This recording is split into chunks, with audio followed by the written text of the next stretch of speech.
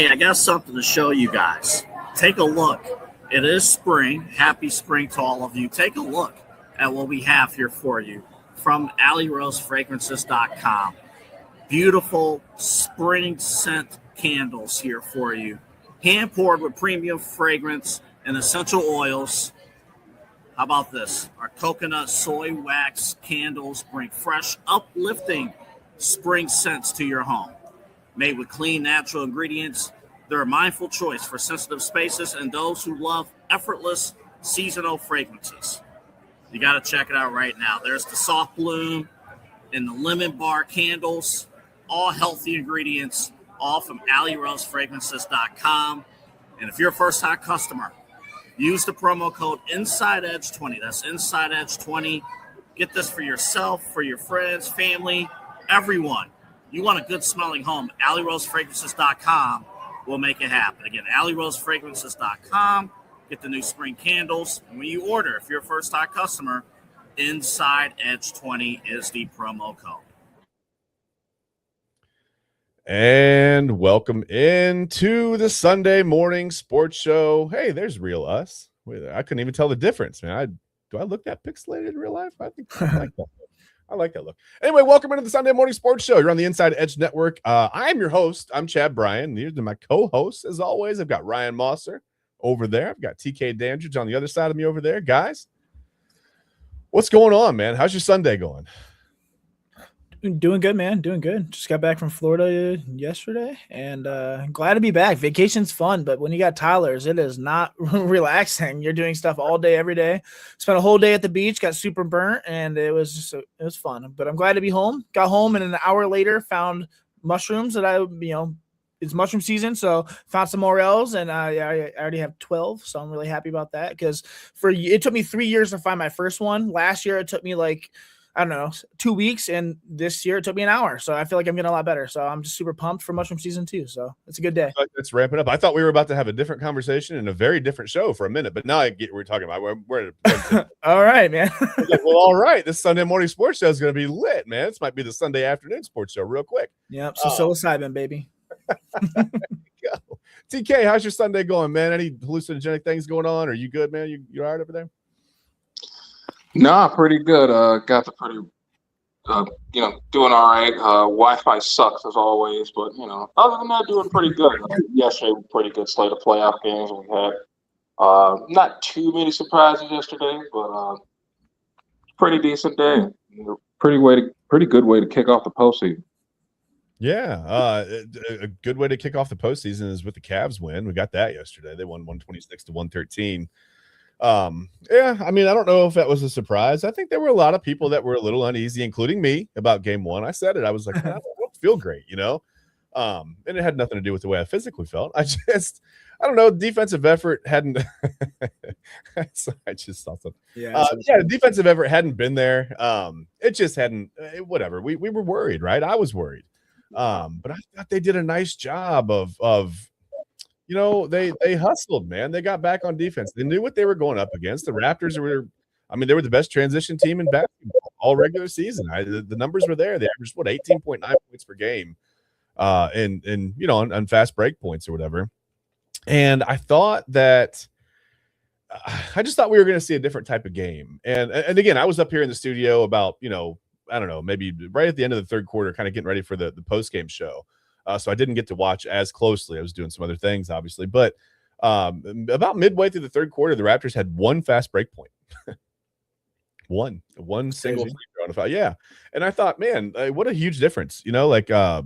Obviously you're looking for to play your normal game. Now, I wonder, having Emmanuel quickly out, I wonder how much that made a difference for the Raptors yesterday. And that, I guess that concerns me. I don't know if he's going to be ready to go for game 2 or not. But yeah, I mean, you think you lose by 30, and this isn't really the way basketball works. This is like using the transitive property in college football. But you lose by 13 points, and there's your point guard averaging 18.9 a game and 5 or 6 assists, and you got to think there's at least 10, 12 points there. But you can't just add his 18.9 in and go, hey, look what we would have won. But you can't do that. But I do wonder how much that made a difference. And Ryan, we haven't really gotten a chance to get your reaction to the Cavs game. Did you get a chance to watch it all? Or was it just kind of like looking at highlights? I know you had a busy day yesterday, man. Yeah, no, I'm a wedding photographer, so I had my first wedding of the year yesterday, and I did have my head. I always have a headphone in if there's a game. Saturdays during football season specifically for Ohio State, I have to listen to the game, so I have a headphone in. So I was listening as I was doing the shoot and stuff, and it was fun, man. I didn't think it was a squeaker. It wasn't a survive an advanced opener. It was Cleveland walking into game one and immediately announcing that, we're the better team and we're going to play like it. It was fun, dude. Yeah. I thought it was close at halftime. I thought the Raptors did a nice job, especially in the first quarter. They knocked down some threes, a little bit atypical of what their offense really is. But man, they're really not that good in the half court. Like they don't, you saw, I mean, the Cavs, they weren't even giving them any respect. I mean, they were just letting them take jumpers. Like you want a 15, 18 footer, take it. I mean, it's fine. We'll grab a rebound and head the other way. And I texted TK at one point. I said, man, if the Raptors had anybody that could really shoot outside of 8 feet, they'd be all right now. It'd be a little bit more worrisome. But I thought the Cavs did a nice job of pulling away like immediately to start the second half. I mean, they went into halftime, made some adjustments, I thought. It's a football thing we usually talk about. But they just came out and went on a run right at the beginning of the second half and really put it away. I mean, they put it out of reach for a team that, the Raptors rely on, obviously, like I said, fast break points, transition stuff. And they're really just not a half-court offense. They're not going to knock down a bunch of threes. They're not really a team built to come back from a 15, 16-point deficit. And that's what the Cavs did to them. If they can keep doing that during the series, then maybe the Cavs can sweep them 1-5. I mean, that would be great. I saw some so nice. Yeah, I saw some rumblings on social media. Some people I know personally, big Cavs fans saying Raptors in 6 and things like that yesterday on Facebook. So listen, a lot of people, I think other people feel a little bit uneasy. The defensive effort hasn't necessarily been it's been there. We've seen it. It just hasn't been consistent during the regular. It wasn't consistent during the regular season's over now. But they still managed they struggled their way to 52 wins and a 4th seed in the East, which I don't know. I think maybe going into the offseason, we talked a lot about how, the East was going to be wide open. It was the Cavs for the taking, right? The Celtics were falling apart. The Knicks were going to fall apart. Who knew the Pistons were going to win, 97 games or whatever. That was crazy. But yeah, the 1 seed in the East for Detroit was wild. Nobody expected that. So I don't know. I just don't think it's as wide open as we think. It seems to be a little more muddled in the middle. For some reason, that's my new favorite saying now. But yeah, this didn't feel like your typical 4 or 5 matchup. And I think the Cavs, to your point, Ryan, just came out and proved that. They said, listen, this isn't a 4 or 5, flip a coin and whatever, it's going 7, whoever gets the last possession wins. Like they came out and like I said, I won't say they struggled in the first half, but the Raptors hung with them. And then they sort of dominated the third quarter and that was it. TK, can we expect more of that in game 2 from the Cavs? Do you think the same defensive effort's going to be there? And I mean, as long as they keep knocking down shots and putting that kind of effort in and getting back on defense, it should be okay, right? Well, absolutely. If you think the effort is there in game 2, you should see much of the same. I do think that the game will change a bit with Emmanuel quickly being back. I mean, Jamal Shead did have a solid game. He knocked down 4 threes, subbing in for Quickly as their starter. Did not disappoint at all, but I think at the same time, when you have the regular guys in there, makes things a little more cohesive and, makes you, as an opponent, have to pay attention a little bit more. So I definitely think the Raptors are going to benefit from having Quickly back. How well he plays back from injury will be, definitely the deciding factor. But you got to think that that's going to help them a little bit. And we may have to be on our heels even more so than what we were in game 1. Yeah. Well, Shud with just 2 assists and 2 turnovers. So he kind of canceled himself out there in that part of his game. But yeah, like you said, I mean, 17 points. I mean, nice game from the floor, right? He hit some shots. But yeah, I mean, I would think they would want him to do well, at least the point guard spot to distribute a little more and hopefully find some open shooters or somebody open in transition or something. They got to change something. So I want to take a look because game 2 is game 1 was on Prime Video, right? And we talked about it. You could listen locally. You could listen on 100.7 or 1100 AM. You could listen to Tim Alcorn, who's a friend of the network. You could listen to him do the play-by-play. Now game 2 is switching over to Peacock. Game 3 will be back on Prime Video because this is what we do now, right? I feel like these streaming networks, companies, whatever, used to have the rights to a whole series, right? Now we're getting individual game. It's really confusing, honestly, as a fan. It's tough. I don't know exactly where I need to tune in or what I need to be subscribed to, or whatever. And we have Prime Video and we have Peacock. I guess we're fortunate there. Or I guess you could look at that the other way and say we're unfortunate, but whatever. It makes me miss the days of basic cable, you guys. Like, I know I'm old, whatever, it's fine. But yeah, I almost miss the days of just being able to turn the TV on and, okay, where is it at? It's on NBC. It's on ESPN. It's on whatever, right? It's on TNT. It's on whatever. Whoever carries NBA games, it was always there, and you could find it. You could just search in the guide, and it was there. Now you can go to the wrong place and search for a long time and miss the first 5 minutes of the game if you're not careful. So, like I said, whatever. Tomorrow night, stupid. Yeah. So not to mention they black out, like last year they blacked out 4 games in the first series. Or 3 games. It's just it is not consumer friendly anymore. It's all about money. It's all about how much each network can get, and it's man. I miss the days of VHS tapes, to be honest. I've honestly been buying VHS tapes and sharing them with my kids and canceling a lot of these streaming sites because it's just an overwhelming amount of just junk, So It's just stupid. I'm so tired of it.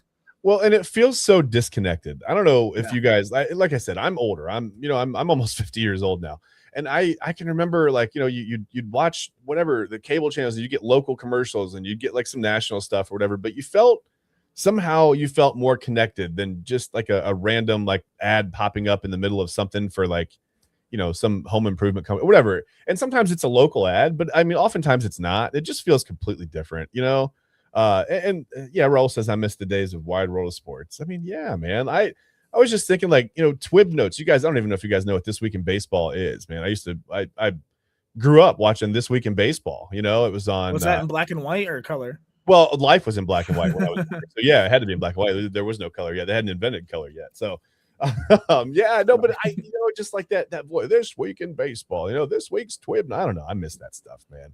At least to show the old reruns of like the home run derby, where it would be like 1-on-1, right? It would be like, I don't know, like Mickey Mantle versus somebody. And it was just so crazy to see. Like, I mean, they would just go out there with like a skeleton crew of like a couple of cameras and a guy on a mic, and Mickey Mantle hits one, and one's gonna be gone. It was like so simple, man. Like, I almost missed those days. Like, life was just so much easier back then. But again, it's kind of an old person rant. It's whatever. Yeah, it's just whatever. So like I said, we'll put that back up here just so you can see if you're confused on where to find the game. Game 2, Monday night, 7:00 is the tip. It's going to be on Peacock and the NBC Sports Network. Now, I assume that means it's going to be on NBC as well, right? Or no? Are they not airing? What to say when you assume something? Well, yeah. Oh, yeah. I'm good at that too. I don't know about you guys, but I'm good at making one out of me. But yeah, I don't know if that means it's going to be on NBC. I'd read that book. That's an excellent book. That's oh no, we're not doing that here. Yeah. So game 2, Monday night, 7:00. I guess we got to stop doing the stuff, whatever. So it's going to be on Peacock and NBC Sports, whatever. It's fine. And then back to Prime Video for game 3, which is Thursday. Whatever. It's fine. We're fine. We're fine with it. It's okay. But yeah, I think the Cavs put a nice effort in yesterday. I thought the defensive effort was there. You could really see them. Like I said, you could see them hustling back in transition. They really tried to, I thought early on, Ryan, I don't know if you noticed this, but they really tried to push the offense through Jared Allen right away. And I don't know if that was just trying to get him kind of back and insert him into the offense and make him feel, it's almost like with your quarterback, right? You get a couple of easy little swing passes, right? Just to get him the feel of the offense right away in a game. It felt sort of like that with Jared Allen. It's like, hey, remember what it's like to get the ball in a pretty advantageous situation? Well, here's a couple easy buckets.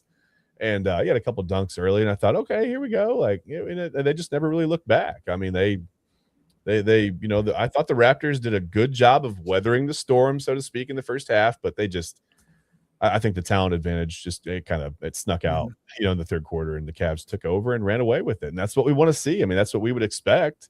But again, it's not your typical 4-5 matchup. It's not, the Cavs probably are the pedigree of a 1 or a 2 seed in the East right now. So it's going to be a big challenge for the Raptors, but I feel like they might feel decent about what they did yesterday with quickly out, losing by 13. And I know there were some garbage time points or whatever where the Raptors kind of closed that lead a little bit. Cavs pulled their starters maybe 4 or 5 minutes to go in the game. So there is that as well. But yeah, I feel pretty good. I feel better heading into game 2. Do you guys have any predictions? I don't know if you want to make a prediction, but just anything that you expect to see in game 2. Ryan, I'll start with you. TK and I talked about it a little bit yesterday. Ryan, anything you expect to see from the Cavs in game 2 or the Raptors? I mean, for the Raptors, they're just gonna have to play faster and more aggressive. They're gonna have to speed the game up. Can't let James Harden walk the ball up and run the offense like a metronome. They're gonna need more offense early, better transitions for sure. Probably expect them to pressure the ball, trap Harden probably higher, and try to force Cleveland into quicker decisions. Cleveland's job is just going to have to be the same, control the pace again. If the Cavs dictate tempo the way they did in game 1, I think this is going to be a repetitive performance. Harden organizes, Mitchell attacks, mismatches. Mobley and Allen dominate the interior. Strus, Merrill, Tyson punish rotations, and Cleveland doesn't need to reinvent anything. I don't think they just need to play their game. So, yeah, I thought they had a nice approach. Again, you get it's just certain things. Like Keon Ellis only scored 3 points, but his defensive intensity, I thought, really was a huge key in that game. And that 3 was awesome. Yeah, hey, whatever. He hit more threes than I did. But yeah, I just think like I said, man, just to see his defensive intensity. TK, you look like you got something to say, man. I want to get your thoughts on game 2. Anything you expect to see different from the Raptors? Same old from the Cavs? Oh, well, first and foremost, I expect the officiating to improve in game 2. Game 1 was pretty ugly. I'd like to say I definitely mentioned that last night, having to hear that whistle go off every 17 seconds for some of the tackiest and most pointless calls. A lot of those calls were really facetious, and it was just egregious just to watch it go down. But, I'm hoping the officiating steps up. Secondly, I expect the Raptors to play better. They looked skittish quite a bit. Jamal Shead being the starting point guard. Typically a pretty decent passer. Like you had mentioned earlier, Chad, he had only 2 assists to counter with the 2 turnovers that he had. Scotty Barnes handled the ball quite a bit in that game, and as we know, he is not a guard. Does he have decent handles? Yes, but that's not the guy that you really want holding on to the ball for a majority of the shot clock while you have possession. Brandon Ingram looked like he was sleepwalking for a majority of that game. He came out of the gates with 9 in the first quarter. Finished the game with 17 points.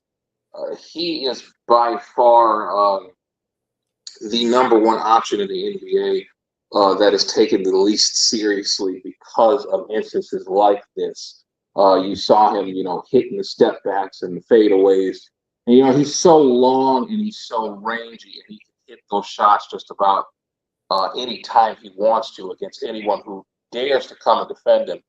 And for him to finish the game with only 17 points after starting the first 12 with 9 was absolutely egregious. I definitely think Darko Rajovic is going to have to get on him about that.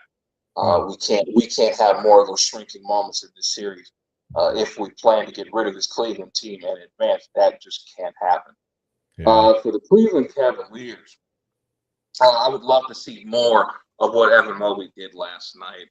Him and Scotty Barnes kind of got into a bit of a boxing match as you look at the play going on throughout the game. Multiple matchups against these guys. Scotty giving him a punch, Evan giving him a punch right back. It was actually really exciting to watch at first until the game got out of control. And it was pretty much more so of Evan Mobley and the Cavaliers than the Toronto Raptors being able to do anything. Granted, Scotty did have a wonderful game with 24 points and 7 assists to go along with 6 boards as well. He was very good. More so to the effect of Toronto's bench, who I thought was a little bit in between. You'd like a little bit more from Sandro Mamukelashvili. You obviously Listen, you keep attacking that name. I'm sorry. Hey, it's easy You for win the me, show. you We know. have a winner of the show every day. You win the show again today.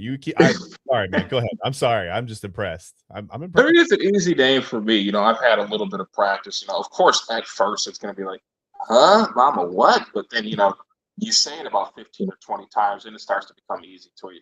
But anyway, definitely want to get more from him.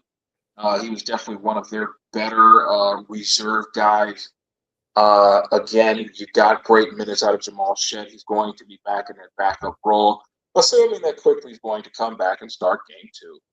You want to get more of the same that you got from R.J. Barrett in that first game. I mean, 24 points out of nowhere.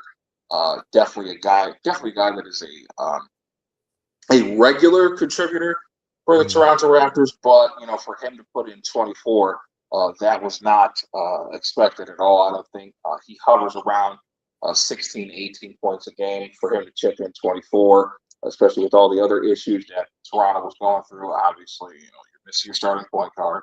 Your supposed best player, you know, decides to take a nap the final 3/4 of the game. And so, you know, but Yeah. for game 2 in general, I expect it to be a little tighter. You know, 126-113 was the final score for game 1. I really don't expect either team to go over 110 points in this next game. That's just me. I could be wrong. But I do expect the defensive intensity to ramp up quite a bit on both sides. But again, it's another wait and see type of thing. I'm excited, man. We'll see. Yeah, I feel better. And I feel like I feel a little bit differently than you. I feel like now listen, if the Raptors had come out and won game 1, I think maybe the plan or the thought you know, that maybe would have been to rest quickly for one more game and then, you know, bring him back on Thursday, give him as much rest as possible. But I think going down 1-0 right away, I think you got to get him back out there. But as long as he's healthy and he can move and he's, you know, he's feeling decent, you know, we talk about lower body injury, especially like, you know, the muscle, hamstrings, calves, things like that linger, right? So the first time he goes to stop and take off quick, you might feel that. And you wonder how he's going to respond to that. But yeah, if they can get him out there and maybe get the offense moving a little more, see, I expect it to be another kind of high-scoring game because I just don't trust the Cavs defense. I mean, listen, we talk about how good they were getting back on track, whatever, and they took a team that really didn't have much of a half-court offense, and they still gave up 113 points. So it's just I feel better, but I also feel like in the back of my head I'm watching that as well because you and I, TK, we agree on that. That's 113 is probably a little bit too much, right? Because you're going to have those nights where you're not knocking down shots. It's going to happen. And if you're giving up 113 points to the Raptors in the half-court offense, then, you know, that could cause problems, especially if they have one of those games where they start getting out on transition. They're going to score 130 on you quick. So it's something to keep an eye on. But I do feel a little bit better after game 1. So the Cavs talked me off the ledge, so to speak. That's the thing. But that's fine. We feel good. We're going to take a break. We're going to take a quick break. On the other side of the break, we have to talk about, there's some big NFL news. I mean, huge trade. Defensive linemen are going to play. It's not Myles Garrett. Chill out. It's not Myles. Don't worry. Although the Browns were supposedly in on this trade that we're going to talk about. So they were trying. I don't know how hard they tried, but they put a somewhat of an effort in. So we'll talk about that after the break. And then later on, we'll talk a little bit of guards. Cade Smith, maybe Cade Smith easing into the closer role a little bit. Does he make you feel a little bit better now? You had a decent night against Baltimore last night. We can talk about that and just what the guards or what we expect from the guards going forward, and if they're a true contender or not. They seem to be road warriors to start the season, and then they had a little bit of trouble in a couple of road series. So I don't know. They're going to be we'll see. Are they a contender or not? But we'll talk about all that after the break. Let's take a quick 5-6 minute break here on the Inside Edge Network, and we'll be right back with you.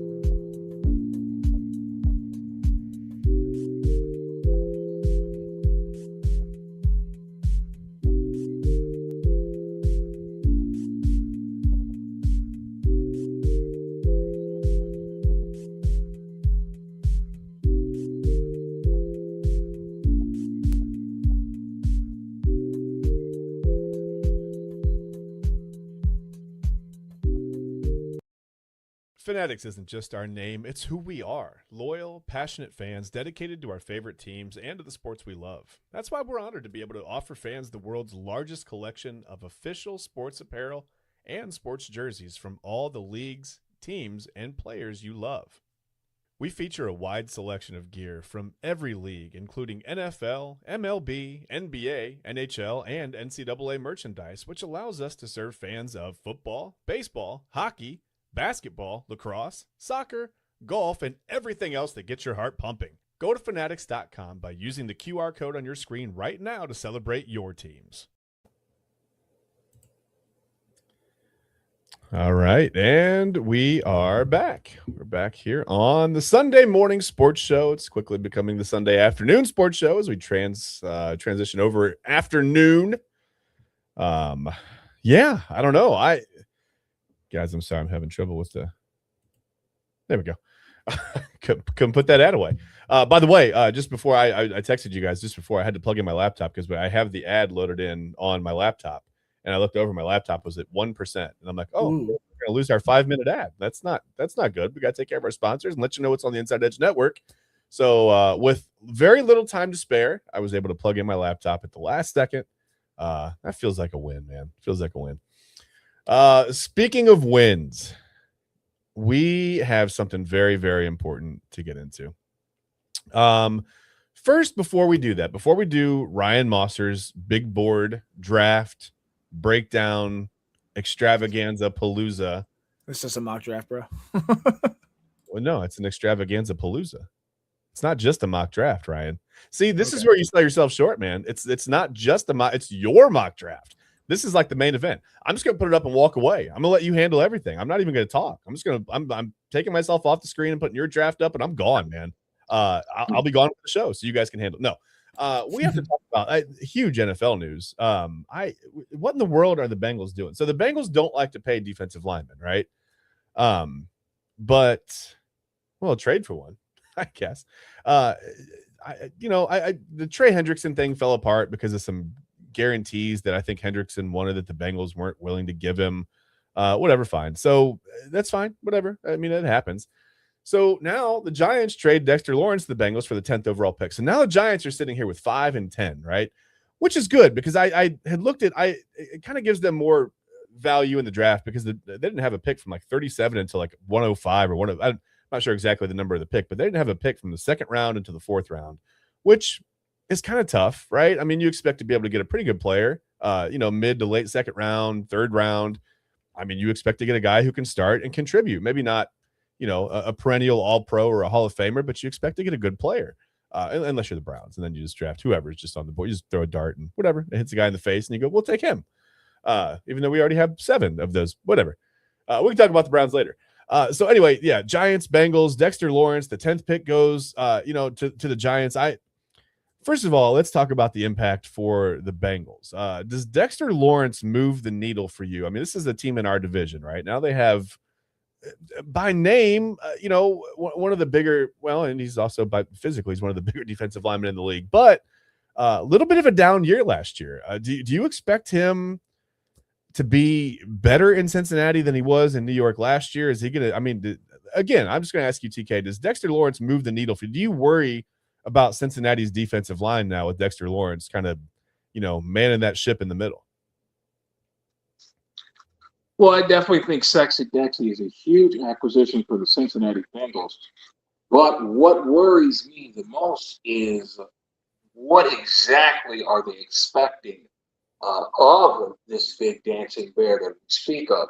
Now, when we think about the season that Dexter Lawrence had last year, to put things lightly, he was absolutely dog shit with just a half of a sack to his credit for an entire 17-game slate, which I think everybody in their 4th and 5th cousin would expect better from Dexter Lawrence II than what we got last year. However, he's still a massive load at 6'4", 350 pounds, and excels in run defense. Just a year prior, he had led the New York Giants with 9.5 sacks. I do expect him to get a little bit closer to that total. It should be very much bounce back central for Dexter Lawrence. But again, with that role, are you expecting him to add to a defensive line that you already think has a lot of talent and can be dangerous in the foreseeable future? Or are you asking him to either anchor this defensive line or be the savior? This move would have made a shit ton more sense had they been able to keep Trey Hendrickson, or if they had had an edge on their roster better than Shamar Stewart. Not only did you lose Trey Hendrickson, who was your big fish amongst your defensive line, you also let Joseph Asai crip walk his way to Gotham City for a big free agent deal. So now we have to figure out, okay, what are the ends going to look like in this defense? Granted, you got B.J. Hill still, and you've just been able to net yourself Dexter Lawrence. The interior of that defensive line is going to be all good gravy. What about the edges? That's going to be the biggest answer for me.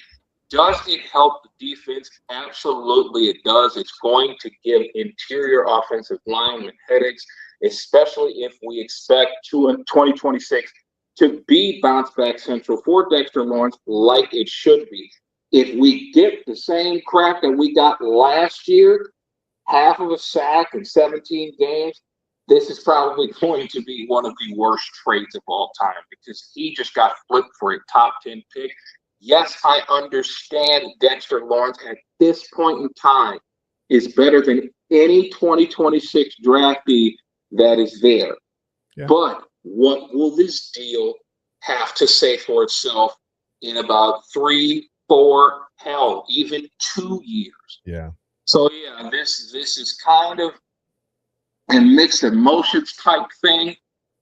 Do I think the Cincinnati Bengals got the most bang for their buck? It's not bad. Don't get me wrong, it isn't bad. But at the same time, this is a man that did not notch an entire sack for the entire season. Yeah. And he has the billing of being one of the best pass rushing DTs in all the NFL. And he did that. Yeah. When you flip that for a 10th overall selection, I understand the veteran commodity that he is, and that he is farther along than anybody in this draft. However, when you look at the defense overall and you look at the state of what this team is in, yes, I understand Mike Brown is a complete cheap ass and hates paying people. We all know that. It's been that way ever since his daddy gave him that damn team. And he over there rolling over in his grave right now, watching him do the stupid crap yet again. But with this being in mind that, hey, we have an all-world offense, there is no reason to add to it.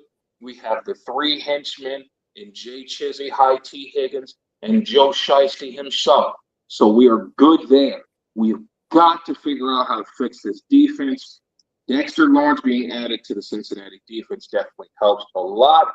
But we need more of 2025 Dexter Lawrence, or 2024 Dexter Lawrence. We cannot have a repeat of last season.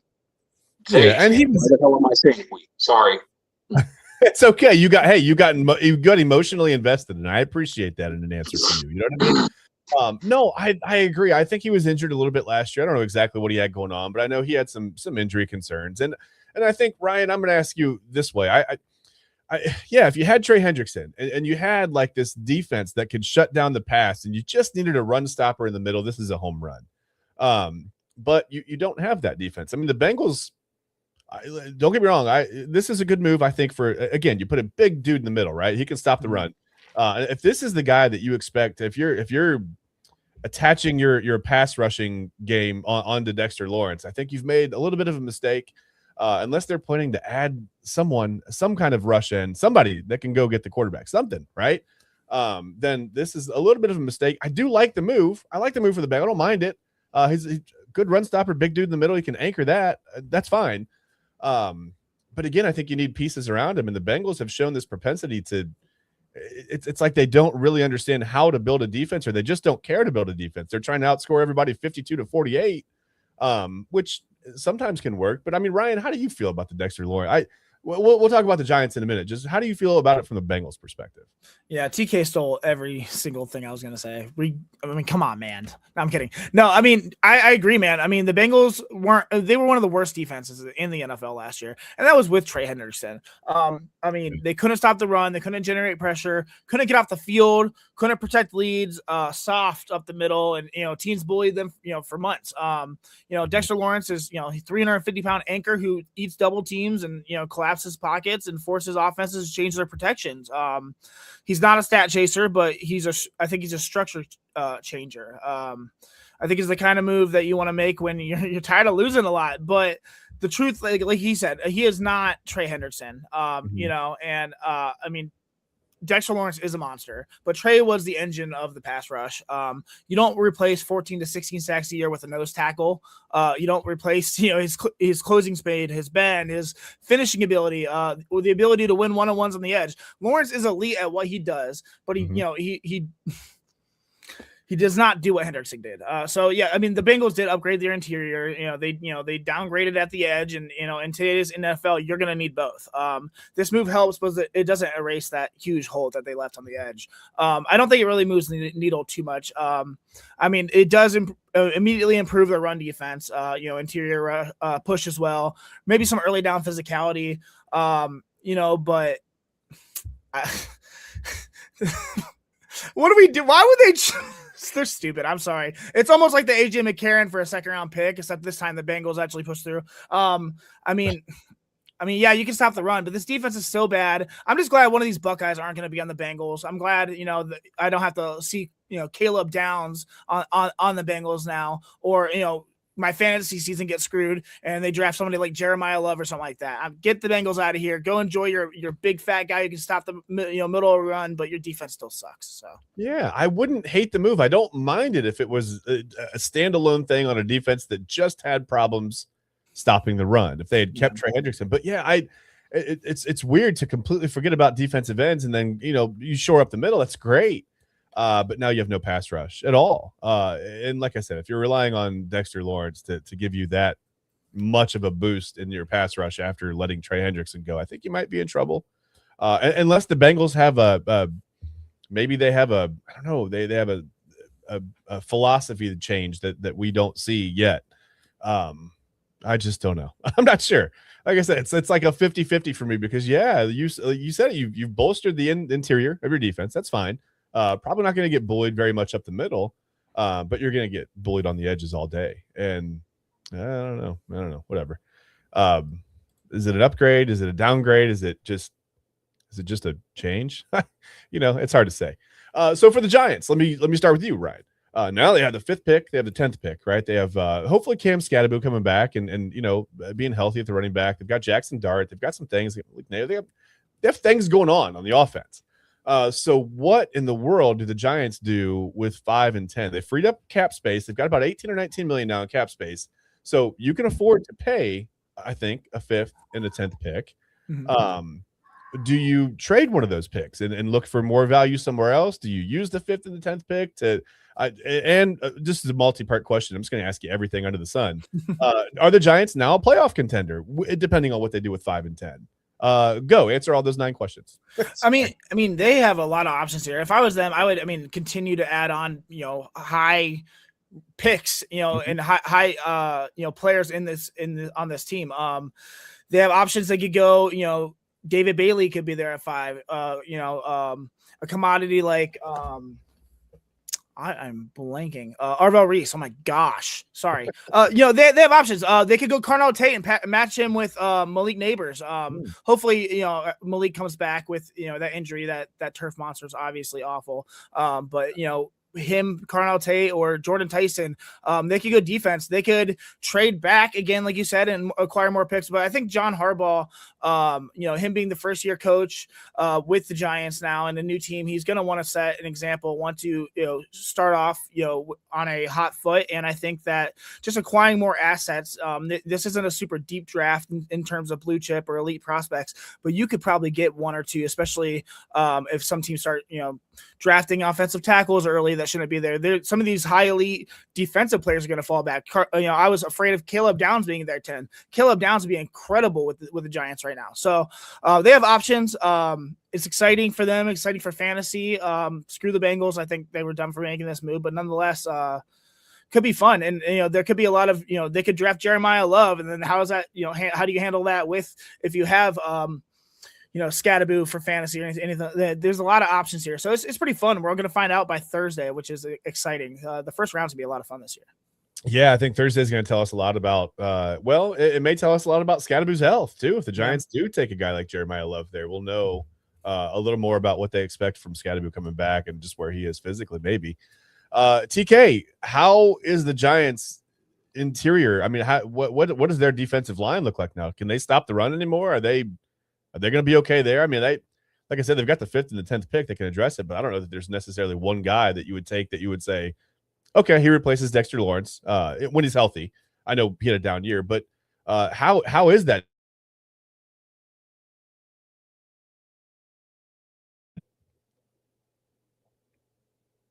Well, first and foremost, I think with the 5th and 10th pick, it makes it that much easier just to go all defense in this first round.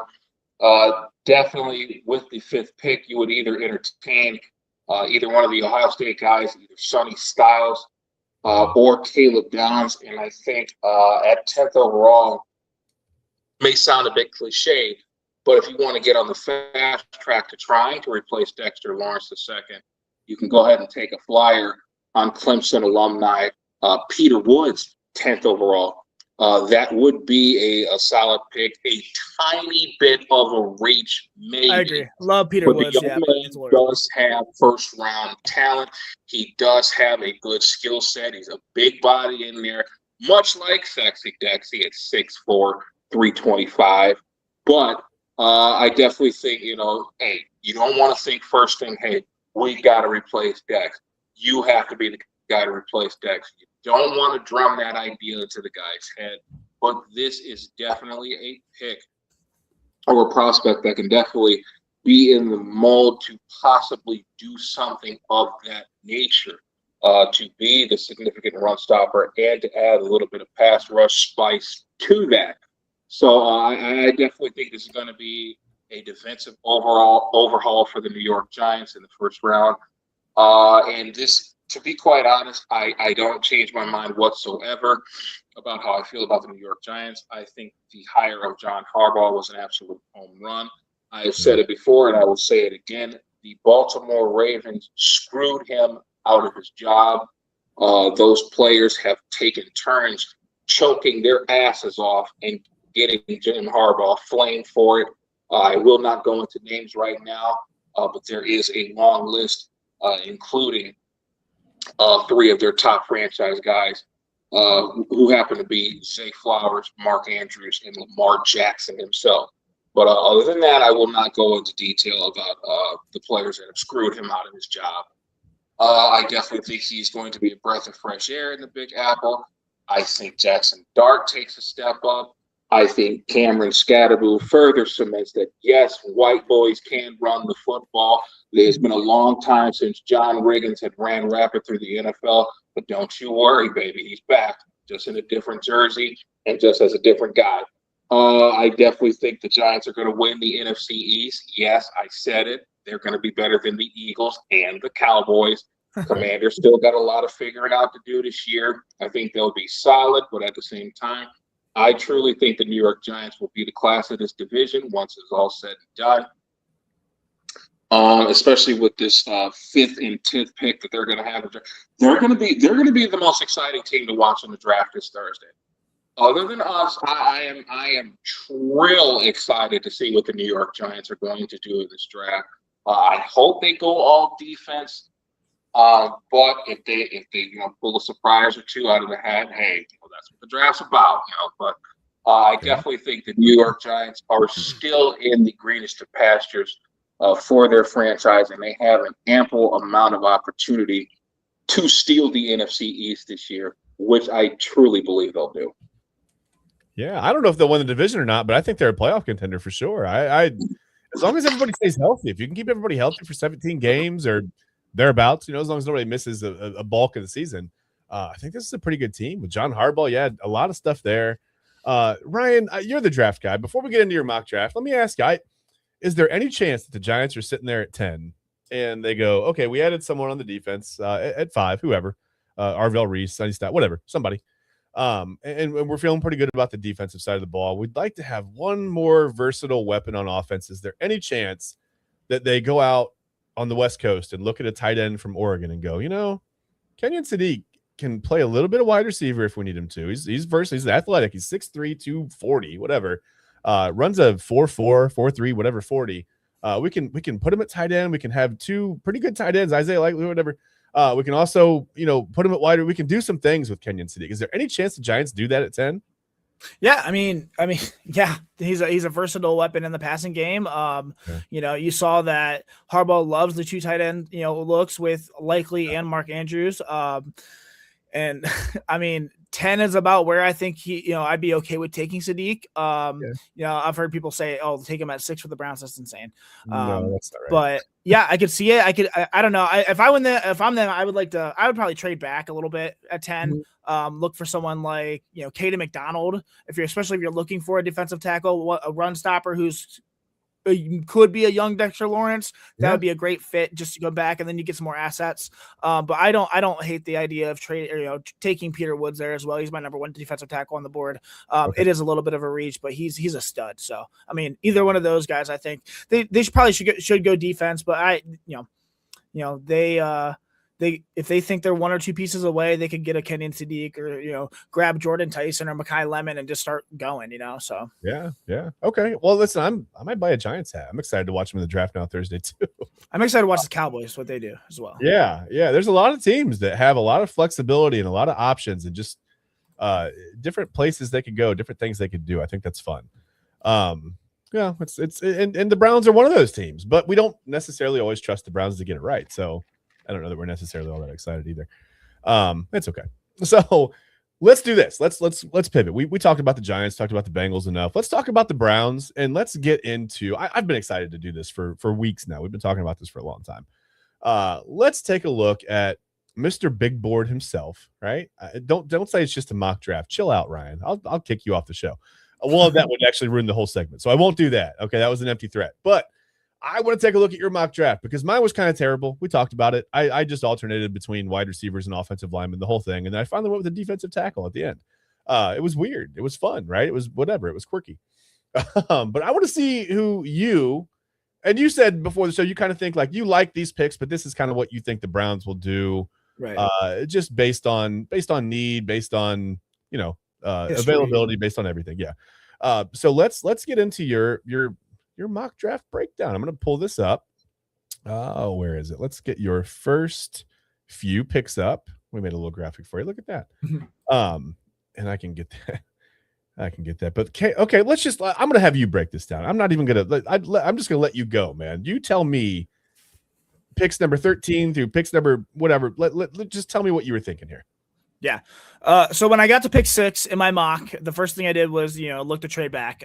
Not necessarily because I personally want to move out. I'd rather sit at 6 and take a, blue chip player who fits what I value, regardless of position. That's my instinct. But I also know how Andrew Berry operates. And if I'm trying to build a mock that reflects what I think the Browns front office would actually do, then I have to acknowledge that reality. Andrew Berry loves accumulating picks. He loves flexibility, loves future capital. And, he's absolutely going to leverage a premium draft slot if the board gives him the opportunity. So number 6 with, multiple high-end players still available, the leverage was there. So I made the move. I traded number 6 overall to the Rams for pick 13, their second round pick this year, pick 61, and then the Rams 2027 second round pick as well. So just moved back 7 spots and got 2 for second round pick, excuse me. A decently strong return for, sliding back 7 spots, I thought. And that's just what they offered. Obviously I was trying to get like the Cowboys 2 first round picks this year and then squeeze in their 2027, but these apps don't let you do stuff like that. So nonetheless, I got what they offered me. I think this is what, makes sense for the Browns. The roster needs more than one premium addition. I'm not building a mock for a team that's one piece away. The Browns need several wide receivers, fortification on the offensive line, a quarterback plan, and extra bodies in the secondary. Excuse me. That's all. Sorry. Coffee went down the wrong pipe. That's a long list. Staying at 6 gives Andrew Berry one great player. Trading back gives him, multiple chances to fix multiple problems. Mm-hmm. I think this is exactly how Andrew Berry builds rosters. I didn't trade out of a talent tier, I think, as well. I think this is important. I didn't drop from 6 to 22 or 6 to 28. I dropped to 13, which is still prime range for like a tackle or a possible top receiver, maybe a defensive difference maker. All right, so let's get into that. So 13 overall, I picked Kalo Lomu, the left tackle out of Utah. He's 6'6", 313. He is my top ranked left tackle in this draft. I think it's an absolute slam dunk pick and incredible value after trading back, especially getting the position of need, that probably debatably the top position of need for this Browns team. This is probably my dream scenario. I didn't expect my top left tackle in the entire class to still be there. As much as I like Monroe Freeling, there's still a lot of questions in this game. I don't have many for Caleb Loman, man. He's my left tackle one because I think he's the cleanest, most technically polished, most NFL-ready blindside protector in this class. He's not the biggest, not the flashiest, trait monster, but he's the guy I trust, the most to walk into the NFL building and stabilize the position where the Browns desperately need to fix. This is exactly the type of pick that makes, trading back worth it, I think. And like I said, I added a second this year, added a second next year, and still walked away with, I think, the best left tackle on my board, and that's how you win drafts. I love Lomu because he plays the position like a veteran. His game is built on balance, on posture, hand timing, recovery, not chaos, not panic, not guessing. Utah put him on an island consistently, and he handled it with a level of control and consistency that translates immediately to the NFL. I think he's one of the best technicians in the class. He understands leverage, understands angles, understands how to present a picture to a pass rusher that dictates the rep. He's not necessarily raw traits bet, but he's polished, he's reliable. He's a high floor blindside protector with room to add strength and still climb. I really like him. Strengths, he's smooth and efficient mover. He's got really, really excellent balance. He's got advanced pass set technique, 45, jump, vertical, all fantastic. Outstanding recovery and re-leverage ability as well. He's very smart. He's incredibly patient, especially with processing, and he can handle the games and pressure in the game. His hand timing is very strong as well, and he has independent usage of his hands, which is important. Great reach and cutoff ability and zone concepts. His physical frame, is pretty prototypical, and he has room to add good weight, I think. And I think he rarely loses clean, even if his losses are control. His weaknesses, he needs to add a little weight, 10 to 15 pounds, maybe some functional mass. His anchor can be tested by top NFL power early, I think, in his career. He's more positional blocker than a people mover in the run game. His play strength is his play strength is solid, but not dominant yet. But I think it will be once he adds that mass. But none of these weaknesses scare me. I think they're developmental, not disqualifying for sure. For the Browns, they need a long-term blindside protector, somebody who's stable and reliable in the pass protection. He fits in zone and heavy movement-based schemes. Can play on an island, so you're not gonna have to worry about him. And I think he's the most important thing. I think he'd be the Browns left tackle for 10 years. I really, really like this pick. So. Okay. Do you think the 10 to 15 pounds, I'm assuming that's probably upper body weight. He seems, he's a little thinner at 6'6", 313, but like you said, I think that's a good frame. It gives you an opportunity to add plenty of size. You can, I think that's great. I'm going to give that that's a ding. I like that. Yeah, that's a ding.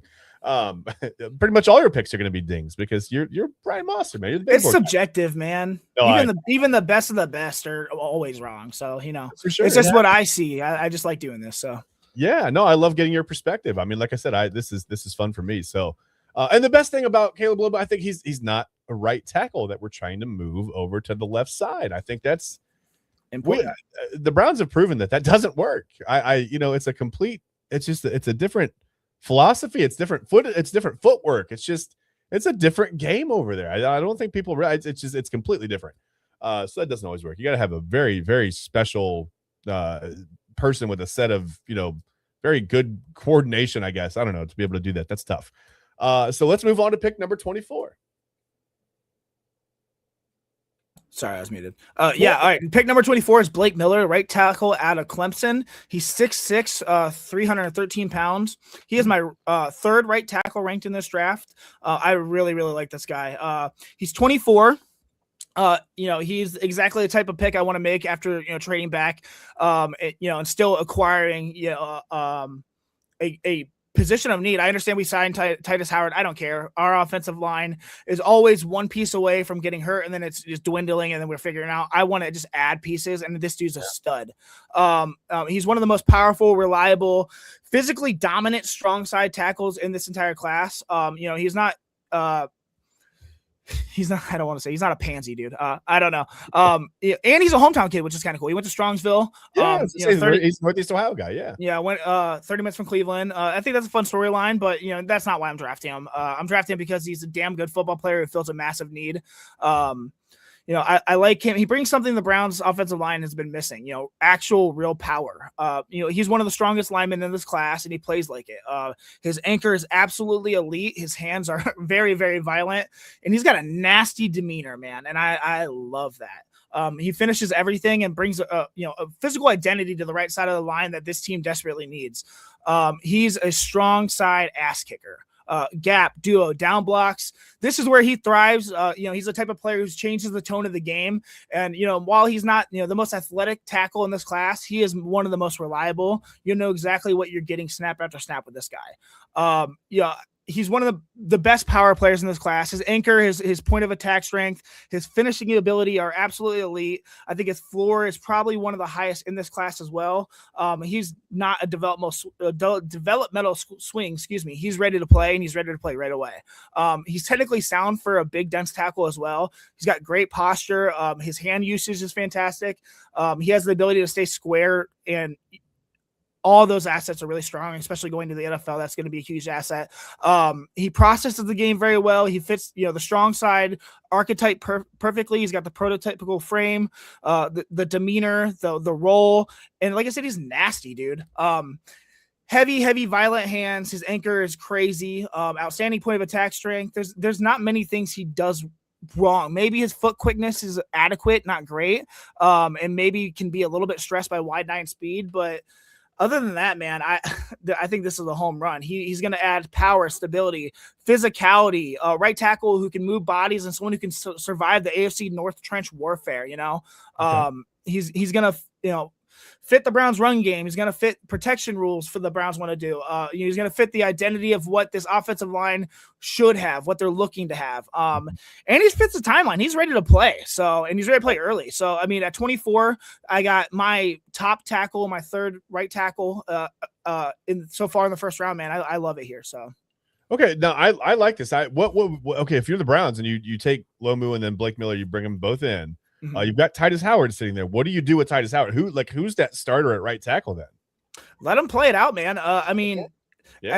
Obviously they paid Howard. They traded for him. They paid for him to be that starter. Some of these guys can be pushed inside. It just depends. I don't know if Blake Miller is better at a guard, but he's nasty and mean. If he can take on the role of what Wyatt Teller had a few years into his career, the point is he's ready to play, and I think he's very versatile as well. So they'll figure it out. That's not my job necessarily, but in terms of fortifying this offensive line, we went from it being an incredibly major need to probably one of our strongest assets, especially on offense. So, yeah, no, I love the idea of bringing in some guy. Hey, competition's fine, right?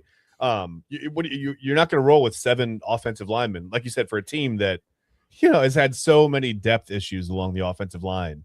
And part of that is because your GM, let those contracts expire and let guys get older without really having a backup plan for a lot of guys. So that's on him. But now, let's overload let's overload the roster with offensive linemen and see what you've got. I like it. Yep. All right, I'll give that. That's fine.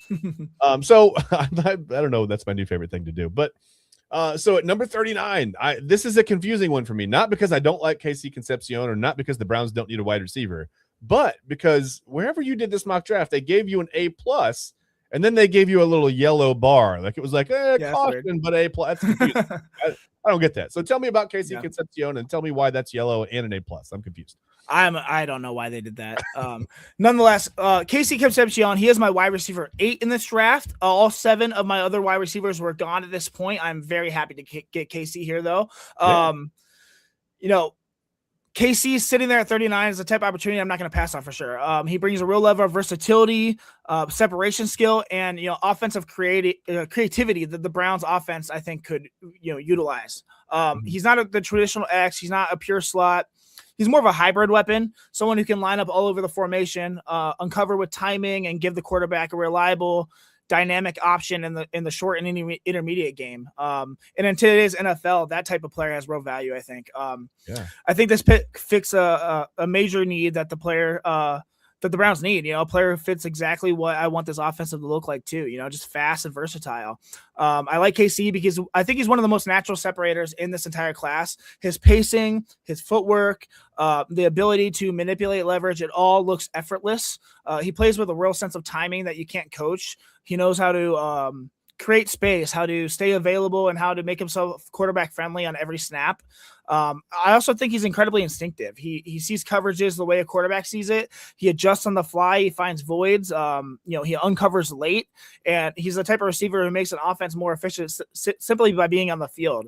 And once the ball is in his hand, I think he's a true problem. His short area burst, his balance make him a natural yards after catch threat. He's a modern offensive piece, the kind of guy who makes life easier for everyone around him. Yeah. He's one of the best route technicians in this class. He wins with intelligence and feel. He's very versatile, natural separator. One of the weaknesses he has, his hands aren't incredibly great. And I understand, Braylon Edwards, right. Jerry he has had 7 drops the last 2 years. That's not necessarily the best. 14 drops total on 114 catches over the last 2 seasons. That's a 12.3% drop rate. That's obviously higher than I want, higher than he wants, and that's something that's got to be cleaned up. But I'm not overreacting, I don't think. I think they're all concentration based, not ability based by sure. He's got natural hands. He extends, he tracks, he adjusts. I don't think the issue is technique. I think it's focus, and that can be coached. He's asked to do a lot, especially at Texas A&M, motion, option routes, spacing adjustments. Players with heavy mental load sometimes have elevated drop rates early in their careers. But his separation skills are going to create more opportunities. And I think his strengths absolutely outweigh his flaws. Separation, versatility, instincts, yards after catch, those are all premium traits. Drops can be fixed, especially concentration drops. The other stuff can't be taught. So, for the Browns, they're going to give a separator, a timing-based weapon, someone who can win underneath, who can uncover late, and can create offense after the catch. I really, really like this pick. So yeah, I like it too. I a few things that I like about him. First of all, as I look at the numbers, 15.1 yards per catch last year. Yep, that's great. That's fantastic. If he can continue that in the NFL and get anywhere close to that, that's that's a chain mover, right? Won the Paul Hornung Award in college, nation's most versatile player. There's that. That's to get like a Swiss Army knife into this offense and get a guy who can line up, like you said, in a lot of different places and do a lot of different things. That's fantastic. And I think like you said, just the instinct against the zone. He seems to have a good idea for how to find the open spot, the soft spot of the zone, and kind of sit in and go make a catch. So you know what? Ding. I keep tripping over my cords. I'm sorry. I am going to knock my desk over before the show's over, and it's going to be amazing. So let's move on. Well, let me get now that hold on, we got TK back in here. TK, how are you doing so far? We got Ryan's first 3 picks off the board. We've got Caleb Lomu, Blake Miller, Casey Concepcion. TK, how you feeling about him so far? Are we good with this? While I am not necessarily the biggest fan of trading out of the number 6 spot, he did do the right thing by selecting the Utah left tackle, Caleb Lomu, who I thought by far is the best protector in this draft. I do understand that there are a few tackles that are going to possibly go ahead of him. Ideally, Monroe Freeman, Caden Proctor, and his right-hand man and former teammate at the University of Utah, Spencer Fano. But of all the high-end tackles in this draft, Caleb Blumel is definitely the best in the pass protection realm. Now with 24, Blake Miller, while I do like him a bit, I do think he is a very good player. There were a few other guys that I would definitely take off him at the number 24 spot. I definitely think, even though he is not necessarily of the same position, I do have a lot of, I think the word would be infatuation. I have quite a bit of infatuation in Olave Vega, YNA from Penn State. Respectfully, I would have taken Vega there too. He was taken like 15th overall. So I just thought it was because you didn't want to say his name. To be honest. no, I love Vega. I would have taken him over Blake Miller as well, especially at a guard position that we need. But if the board falls where it is, right, definitely respect it.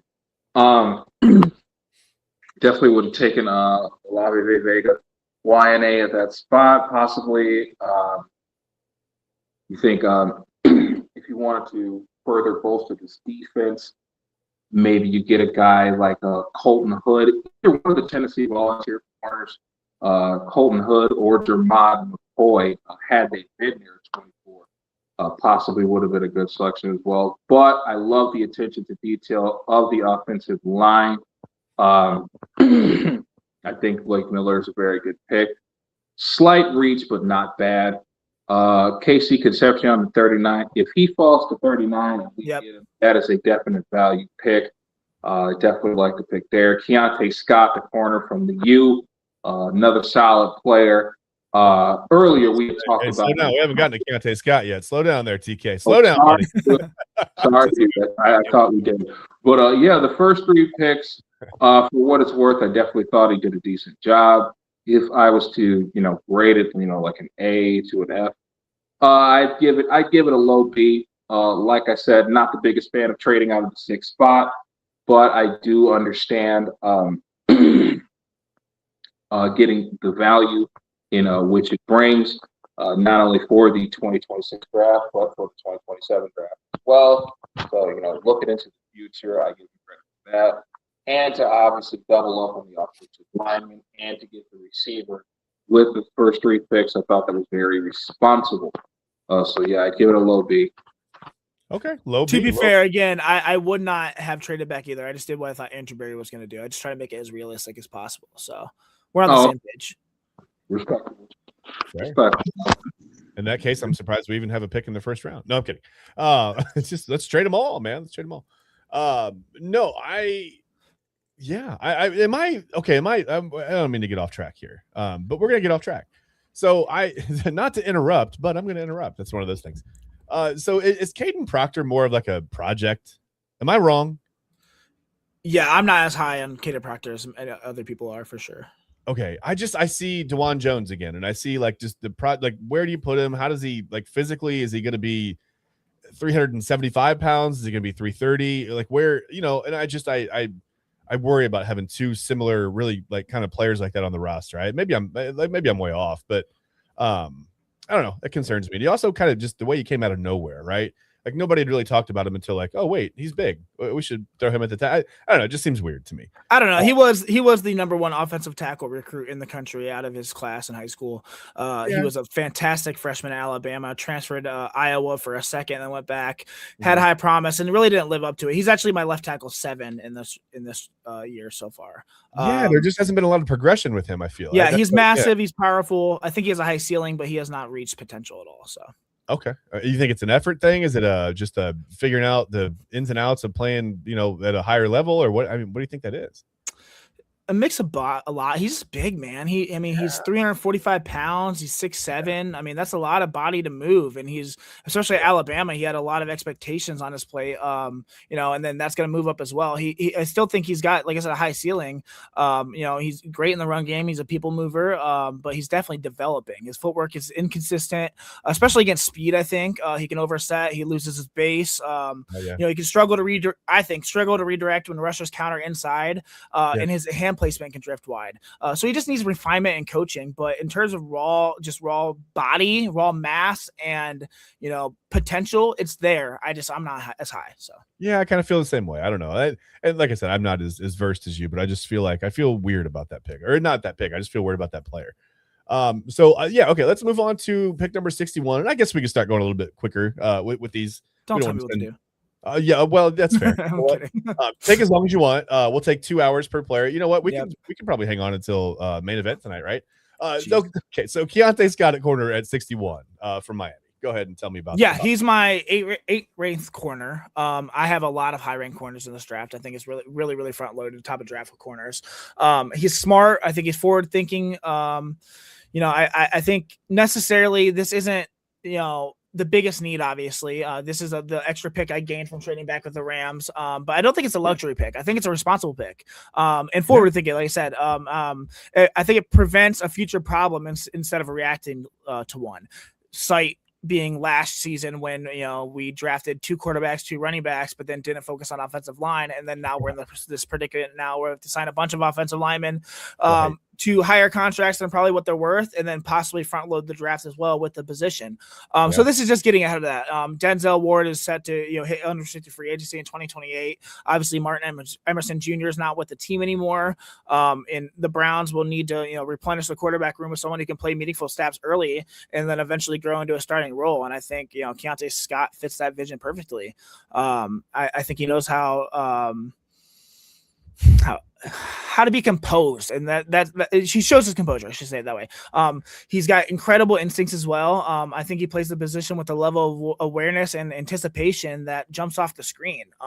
He's constantly a step ahead. He's reading stems. He's recognizing concepts, squeezing, throwing windows before the quarterback even finishes his drop. I think he's a natural nickel, but he's not limited to that slot. He can play the field side. He can survive outside, and he can handle all the traffic that comes in with a modern offensive structure. So stacks, bunches, motions, option routes. He thrives in chaos. He doesn't panic, he doesn't drift, and he doesn't lose leverage. I think he's the type of corner who makes life easier for the entire defense because he's always in the right place. His instincts are absolutely elite. He's a technician in the slot. He's tough and competitive as well. He tackles, he fights through blocks, and he plays with real urgency that is noticeable on film. He's very versatile. Like I said, nickel, field corner, mat zone. He can handle multiple roles. And he's reliable snap to snap. I really, really like this guy a lot. I think, he helps with depth at corner. He's going to be a long-term plan behind Denzel Ward or, someone else. And he can handle nickel, so he can be all over the field. And that's just adding to a defense, a top 5 defense, and adding real value for a player. I like it a lot. Okay. Yeah, I like it. As far as getting out ahead of problems, I'm for it. You can't have this again where you have, 17 expiring contracts on the offensive line and going, no, what are we going to do? That was bad. So Jennings Dunker at 70. We finally get the guard that I think need some interior linemen. You got to have those guys too. And I like Dunker, and I'm always like kind of I'm genuinely surprised. I almost said Jenningsley. I'm genuinely surprised sometimes when I see him drop this low, right? On a lot of these mock draft boards. I do a lot of these, and I don't want to mix them up in public because it's embarrassing. But I'm like genuinely surprised when I see Dunker this low. Were you the same or no? Yeah, I mean he's fallen there a couple times before, but when he's there, I'm taking him every time. Yeah. He's actually, I have him ranked as a right tackle. He played right tackle last year, but he's incredibly versatile, so he can go inside. He's my 4th right tackle on the board, but I drafted him because of his versatility. I'm getting a little greedy, but like I said, I'd rather be greedy with these positions on the offensive line than be screwed halfway through the season and see it's ruined. Yeah. He's powerful. He's a versatile lineman who can upgrade depth immediately and has starter traits all over his profile. I think.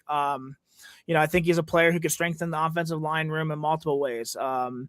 someone who can step in as a right tackle if needed, someone who can slide into guard, someone who plays with the kind of physicality that sets the tone. I mean, he checks every one of those boxes. I mean, obviously, a lot of evaluators, including this draft here, has him as a guard, but like that just speaks to his versatility. It's outstanding. He can play right tackle, right guard. He can be your sixth lineman. He can be your emergency starter. He can be your long-term answer at either spot. Not to mention, he has the best hair in the 2026 NFL draft. I mean, that red mullet is absolutely immaculate, like flowing. Yeah. Beautiful. That makes him a first rounder alone in my mind. That's what I'm saying, man. Put him out there, yeah. Yeah, I just think he's the type of pick that makes your offensive line deeper, tougher, and more flexible the moment he arrives. What I like about him is how physically overwhelming he can be. He's built like an absolute tank. Thick lower half, dense core, heavy hands. He plays exactly how he looks. When he gets his hands on a defender, the rep is usually over. He generates roll movement in the run game. He anchors down against power like it's like he's bolted to the turf. It's pretty outstanding. Yeah, I don't necessarily think he would drop the 70, but like I said, if he's here, it's a no-brainer for me, man. I love this dude. Like I said, I would draft him just over his hair alone. So it's amazing. Do we know was he a wrestler? I'm unsure, but he looks like he could have been a wrestler. He looks like he could have been a wrestler, and he moves like just like you said, just his base and like the way he uses his hands and his leverage. Yeah. I feel like he's either a martial arts guy, a wrestler, something. And the versatility, I think, is the reason that I'm always so surprised. And plus, having Iowa tagged to your name as an offensive lineman, absolutely, tight end, it makes me feel surprised when a guy like this drops that low. I would expect him to go maybe mid-second round or maybe even a little bit better. But no, he's not a first rounder, most likely. But I think he's a solid player. So let's do this. We're gonna take a break. We're gonna take a quick 5-minute break. And I am going to pull that down real quick.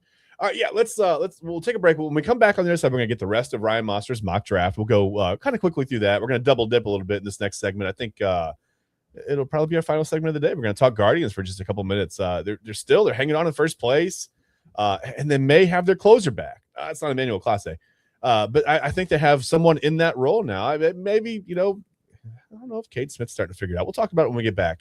But like I said, let's take a quick break on the Inside Edge Network on the Sunday Morning Sports Show. We'll be right back in about 5 to 6 minutes.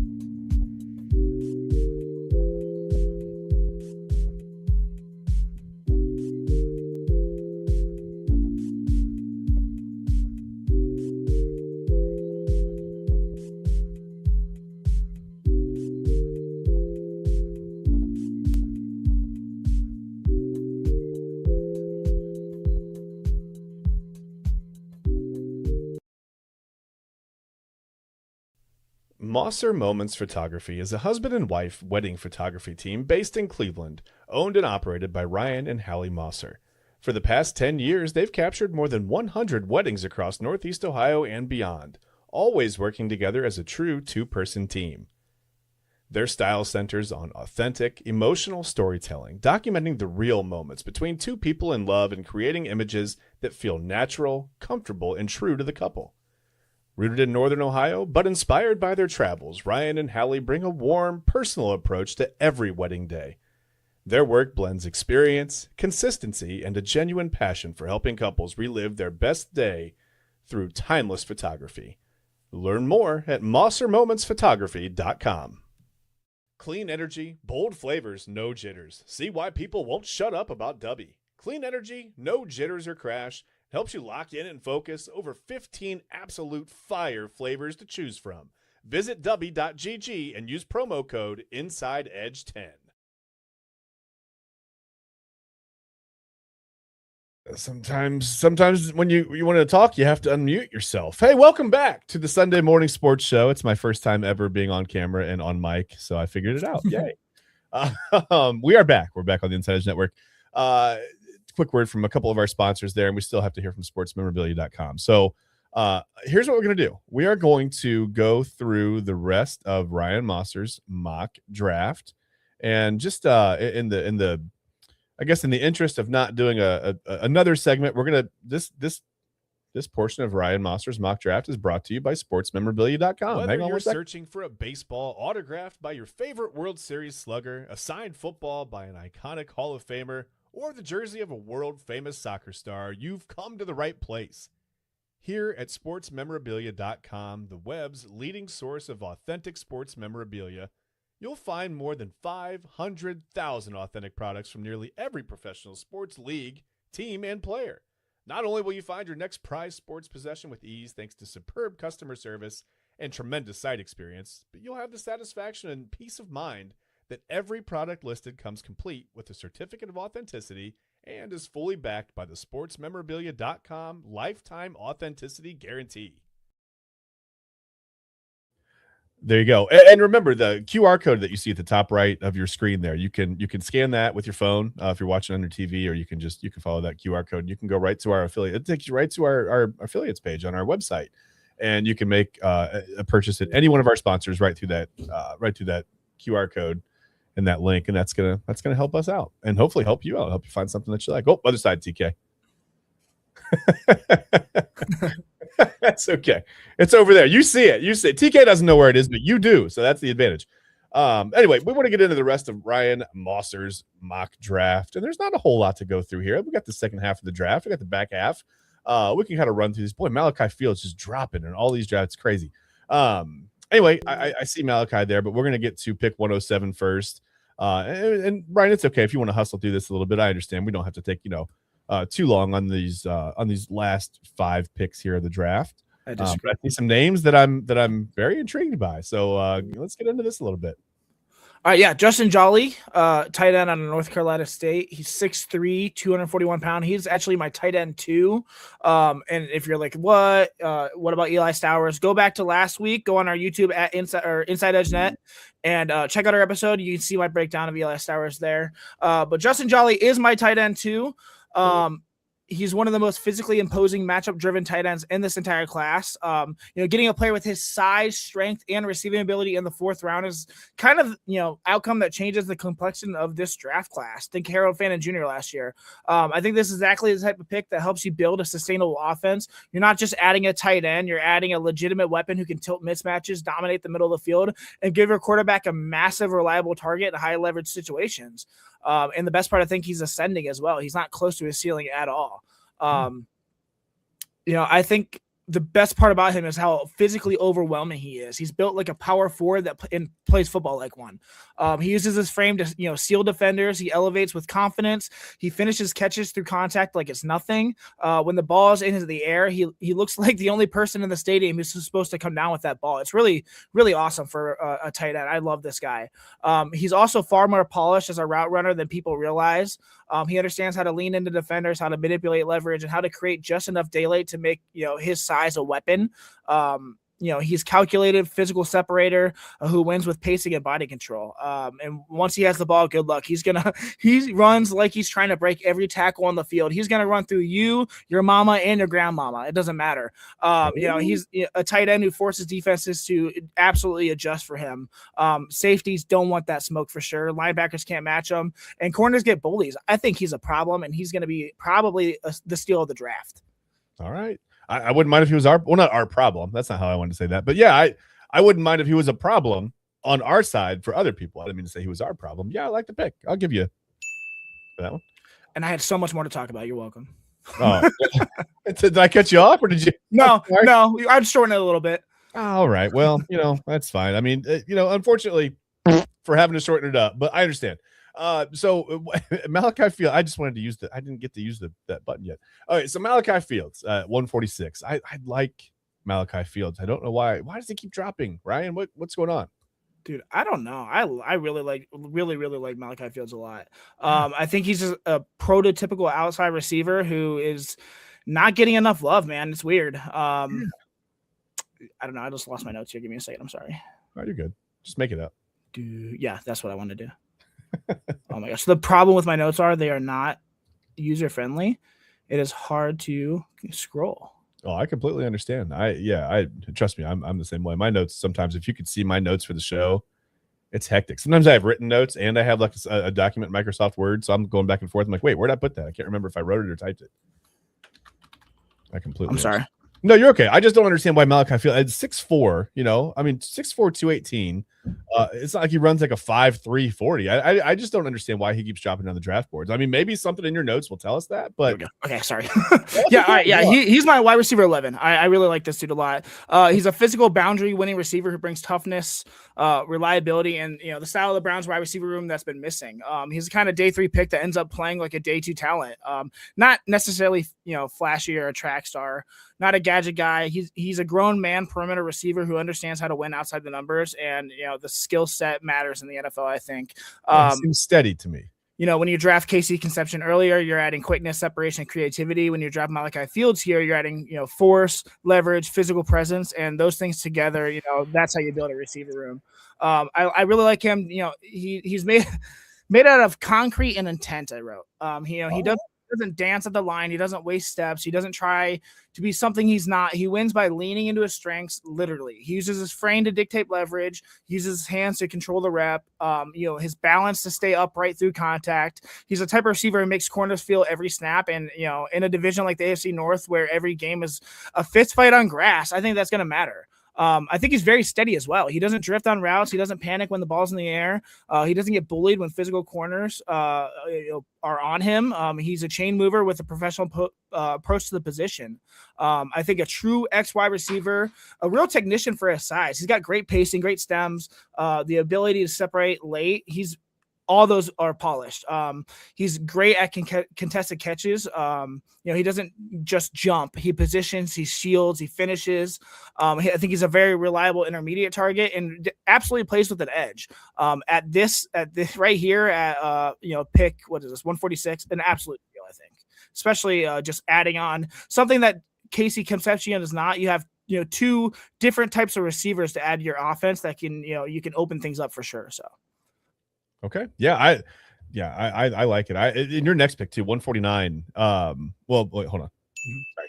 Okay. Yeah. 149. Taylor Green is like, I know they give you a C here. I think it's weird. Maybe it's because the Browns don't necessarily need a quarterback, but I disagree. I feel like it's just like he's such an intriguing player. I mean, you're going to be able to tell us more than I will. Tell me about Taylor Green, man, and why you took him here. Dude, oh my God. I love Taylor Green's tape. I love it. It's so fun to watch this guy. 6'6", 227 pounds. He ran a 4.36 40 at the combine. Like at 6'6", a 4.36 40. I think he's an absolute swing for the fences, and he's the exact type of swing the Browns should be taking at this point in the draft. This is the pick where, I personally stopped thinking about floor and stopped, thinking about what's safe and started thinking about upside. And Taylor Green at 149 is the definition of a calculated bet on absolutely rare traits. I'm not exaggerating when I say this. He has the highest ceiling of any quarterback in this class, and getting that kind of potential in the 5th round, that's the type of move that, you can change the trajectory of a franchise if he hit. His combine numbers alone tell a story. 6'5", 227, 4.36 40, a 43.5-inch vertical. 11 feet 2-inch broad jump. Not normal. That's not even quarterback athleticism. That's alien territory, man. Yeah, that's wild. That's a tight end or wide receiver profile trapped inside a quarterback's body.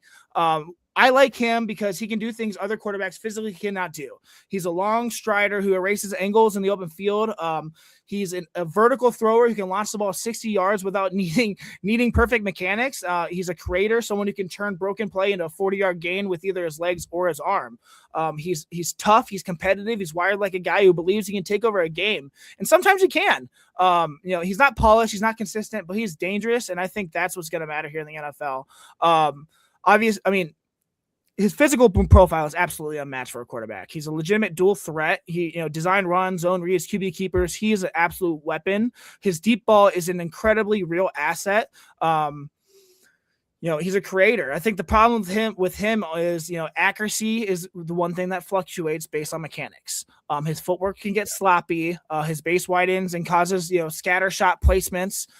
Processing is still a development. There's still some holes in his game, but in terms of just the athletic ceiling, I'm absolutely taking this guy at 149. And, the fact that we don't have a real answer right now necessarily at the position of quarterback, who are we to say no to somebody with that athleticism?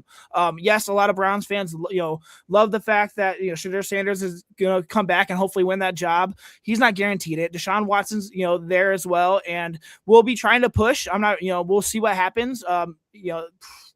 Dylan Gabriel, is he in the mix? I don't know, but throwing Taylor Green in there absolutely does throw a wrench into a little bit, but I think in the best way possible. So, yeah, and I think all the things that you mentioned that are concerns with Taylor Green can be coached. I mean, all those things can be, you can improve on those things with the right coaching. And I don't know. I trust the Todd Monken coaching staff more with a quarterback, especially with an athletic guy who can run a little bit. I don't know. I tend to trust Todd Monken and his staff a little more than maybe some of the staffs that we've had here in the past. I won't name any names, but there are just some guys we didn't really trust with our quarterbacks, and even though some of those guys told us to trust them, I don't think that was really necessarily where we were at that time. So let me check in with TK. TK, you feeling pretty good about Ryan's mock draft so far? I mean, Justin Jolly, Malachi Fields, Taylor Green on the front end of the second half of his mock draft here.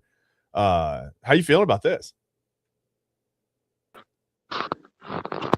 Boy, I haven't heard a tight end with the name Jolly since the Raiders drafted Doug Jolly back in 2002 out of Brigham Young University. I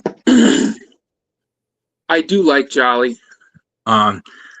Obviously, guys like Oscar Delp and Eli Stowers are favorites of mine, but I thought Jolly was pretty good as well. I do think he does a little bit of everything pretty good. I think he's a decent receiver, decent pass blocker.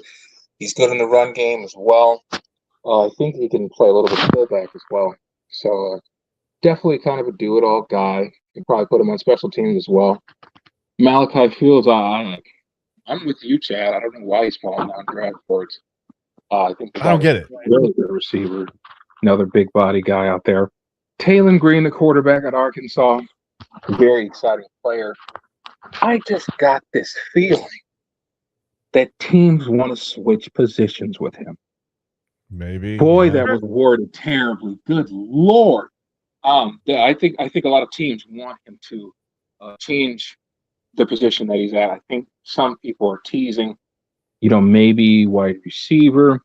You think now in today's game you see smaller, quicker, shiftier tight ends too, so that might be in play as well.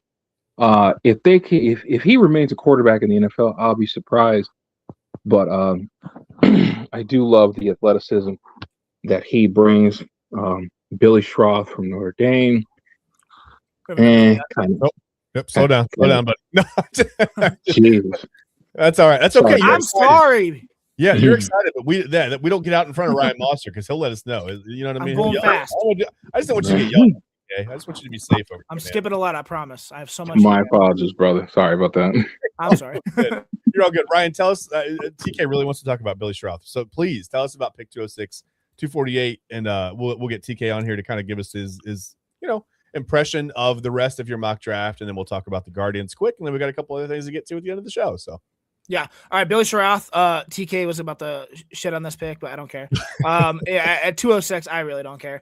He's my red guard 10. For this late, I think that's a good value. He's smart. I think he will stabilize depth. And fits a major need that brings NFL ready technique. At this point of the draft, I'm really looking for players who can fill real needs without being, stars. And I think he fits that role perfectly. He's one of the most technically polished interior linemen available this late. He's steady, reliable, who he understands leverage. He plays with balance and, brings the type of consistency you want on your offensive line room. I'm not going to go too much into him because I've already drafted a couple guards and stuff, but I like the pick for how late it is for sure. So, good value pick late. Nothing wrong with that. Yeah, he's got good pad level, good leverage. He's strong. He's got accurate hand placement. He's not very twitchy or, he lacks high end lateral quickness and doesn't have elite power. So that's why he falls that far. But, for a body to fill that and throw at a dartboard, I'm happy with it. Yeah, good depth. If something happens, you got a guy that you can plug in and he can play. Yeah, that's fine. Okay, 248. Your final pick. Do you remember, by the way, just off chance, do you remember what LA did with that 6th pick in your your mock draft? Shoot, I don't remember. I didn't remember when I traded to the Cow. I didn't remember either. When I did a couple of miles, I was like, wait, I really wish I should have checked that. Yeah, I'm not sure though. Okay. All right, so get into this. Barry Brown. He is my wide receiver 5, guys. Oh, okay. All right. 5'10", 177. He runs a 4.40. I have been in love with this player. I do C2C, college to Canton football, fantasy football leagues, where basically you draft college players and then farm them into dynasty leagues in the NFL, and you try to keep them from college all the way to till they retire. Okay, that's fun. Okay. Yeah, so I've known about this guy for a long time. He's not my wide receiver 20, 15. He is my wide receiver 5. And you can look at me sideways, but I absolutely love it. I don't care what other scouts have him either. I don't care what consensus say. I trust what I see. What I see is one of the most dangerous space players in this entire class. He is explosive. He is sudden. He's a field tilter. He changes how defensive line, the moment he steps on the field. And when you add him to the wide receiver room for this draft with Casey Concepcion and Malachi Fields, you're talking about a complete transformation of a position that, was a glaring weakness. Yeah. Why I like Barry Brown so much is I think he instantly stresses the defense. His acceleration is rare. His long speed is rare. His ability to focus, to force cushions is very rare. He plays with the level of urgency that corners feel immediately. And that alone, I think, will create space for the rest of the offense. He's not just a straight line sprinter as well. He's a mover. He can bend routes. He can manipulate leverage. He understands how to weaponize his speed instead of just running fast. And once he gets the ball, he's a problem in the open field. He is decisive. He is slippery and capable of, flipping the field position in a heartbeat. I think he's the type of player that, may only touch the ball 5 times in a game and still walk out with 80 yards and a touchdown. Why I have him as my wide receiver 5, a lot of people are like, what, I think he's one of the best pure separators in this class. His burst and pacing create instant leverage. Okay. He's a vertical stress generator. He's a natural fit in a modern NFL spacing concepts. Motion, stacks, bunches. He thrives in all of it. His speed changes defensive structures. You cannot place static coverage against him. He's going to punish you. I think he's way, way more polished than people think. His tracking, his body control, his timing are all trending very, very upwards. He's a legitimate yards after catch threat. It might be a little, questionable why I have him at, my wide receiver 5, but I love this player. I mean, the only weaknesses I see, he's got a lean frame, which is going to limit his physical ceiling, and is not built for heavy traffic contested catches, and maybe just might be disrupted by bigger corners at the line. But for everything else, I feel like he needs a little refining. And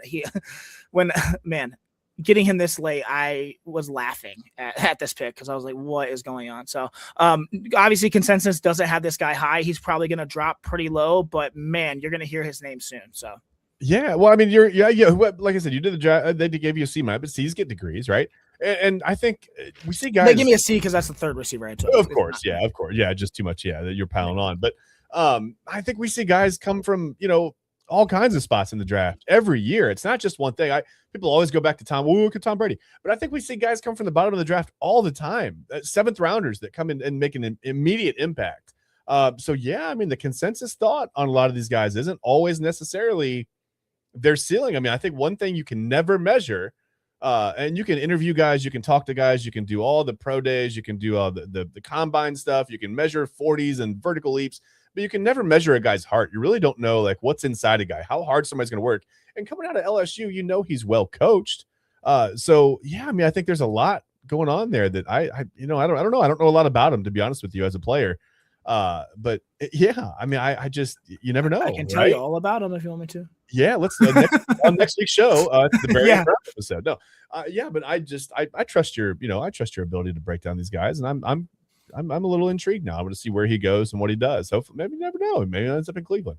Okay, so TK, we can finally. And then we picked up that 2027 second round pick as well in that trade. So we'll add that to next year's draft. Yes. Tell me what you would do with that. No, I'm kidding. It's just right now. Tell me what you would do. So TK's been dying all day to talk about Billy Stroud. He said, he texted me at 5 a.m. and said, hey, can we talk about Billy Stroud today? And I said, well, that's weird because I don't know why. And he goes, well, he could be on Ryan Mossor's mock draft board. And I said, okay, fine. We'll talk about Billy Stroud. So this is take it away, TK. Billy Stroud. No, I'm kidding. Tell me what you think about the end of Ryan's draft here, and then we'll get on to something else.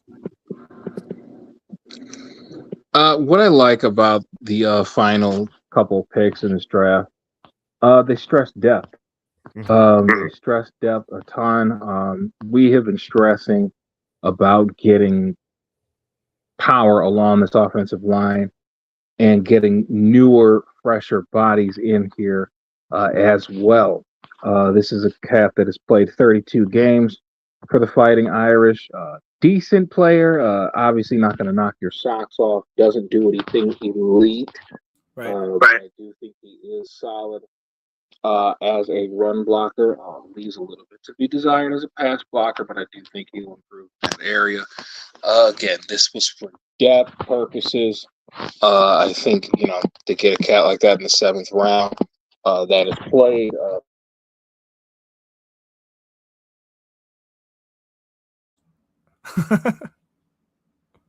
So that definitely bodes in his favor.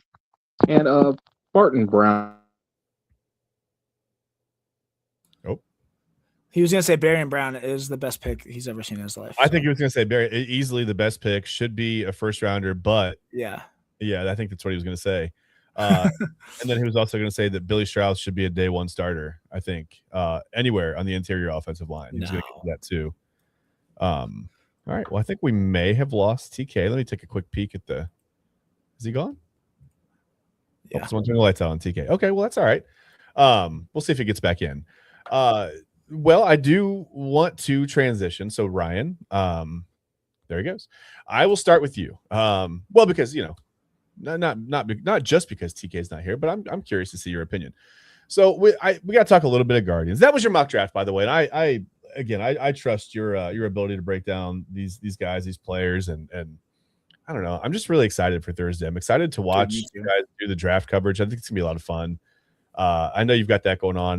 That's gonna be fun. I'm excited to watch the draft as well. So I'll probably be watching both of you on my phone and the draft on my TV. TK has rejoined us. We appreciate you, my man. Hey, you're back. Sorry, fellas. That's okay. That's okay. I mean, sometimes you got to leave and take care of business. Sometimes your Wi-Fi says it. Sometimes you say it. It's whatever. You can't really dictate those terms. But yeah, we were just talking about I told Ryan I trust his ability to break down these players. I'm excited to watch the draft Thursday. I'm excited to watch their Commissioner's Couch draft coverage Thursday. We'll get to that in a moment. We'll tell you about a little more, words, hard mouth. Yeah. We'll tell you more about that in a moment. Right now, we want to get to. I just want to ask you guys. The Guardians are still hanging on, man. They're in first place despite all the struggles, despite the lack of offense for the first couple of weeks of the season. Really, they weren't hitting at all. Save for Chase DeLauder, that was about it. Closer's been a little bit of a concern, whatever, but they're 12-10, and I know the Tigers are kind of climbing back up the standings now. But I mean, here the Guardians are. They're a half game up on the Tigers and the Twins. They're 12-10. The Tigers and Twins are 11-10. The rest of the division looks like, fresh booty, but that's okay. So let me ask you this. As far as the Guardians go, we don't have to break down like the Guardians offense. We can wait until it warms up. We know that that's a thing. Let me just ask you one simple question, Ryan. Is Cade Smith getting settled into the closer's role finally? Had a really nice night last night. Hopefully, I mean, we need it. I mean, obviously, anything. I mean, this team was not ready to lose Emmanuel Clase the way they did, obviously, and the way that they moved on. I mean, immediately took their lockers out, immediately just moved on. I get it, but that leaves you scrambling, and Cade Smith, I think was getting way too hard, getting hit way too hard. Excuse me, for a leverage reliever. His contact for a while, the profile screamed, something is off. Whether that's, the pitch shape, predictability, or both. But last night was refreshing. Hopefully, I don't know, man. I'm just a little nervous. I love the reassurance of having that guy as a closer. Obviously, we had Andrew Miller, then we went into Emmanuel Clase, and now we have hope. I think he has the stuff to do it. It's just going to take some time. But I hope. Yeah, I know. That's all you can really say. I hope, because you don't know. It's baseball so unforgiving, man. I mean, baseball is such a humbling sport. He could strike out the side last night the way he did in the ninth, and come out, literally his next appearance and give up, 5 earned runs on 6 hits. Right. I mean, you never know. But I just wonder. I want to keep an eye on him. I wonder if it's a mechanical thing that he just maybe was a little bit off coming out of spring training. Sometimes just the psychology of being in that closer role. It's really tough to get the last 3 outs of a baseball game. They're the hardest 3 outs to get. And I just wonder if, not that he wasn't ready, but if he's just maybe trying to come out and do too much. Right. Sometimes you can, as a pitcher, you can get a little bit too amped up, right? A little too much adrenaline, and your stuff, you're where you typically have a little bit of movement, it flattens out or whatever, who knows? You leave a pitch up that you don't normally leave up, and it's a problem. But I don't know, TK. Cade Smith comes out last night, gets the save. I must say gets the close, gets the save. I'm sure he had some close too. That would have been awkward if not. But he strikes out the side against the Orioles. The Orioles aren't, they had all those prospects, but they all look the same too. By the way, that was really weird. Man, they had a type for a while, but not the best offensive team in the league. It's not like they're not mashers right now, but it has to make you feel a little bit better that Cade Smith comes out, strikes out the side, gets the save, no problems. Or it doesn't make you feel better. It's either way. If it was something I said, I'm really sorry. But yeah, I'm sure TK was going to say, yeah, Cade Smith is. Oh, hold on, he's coming back.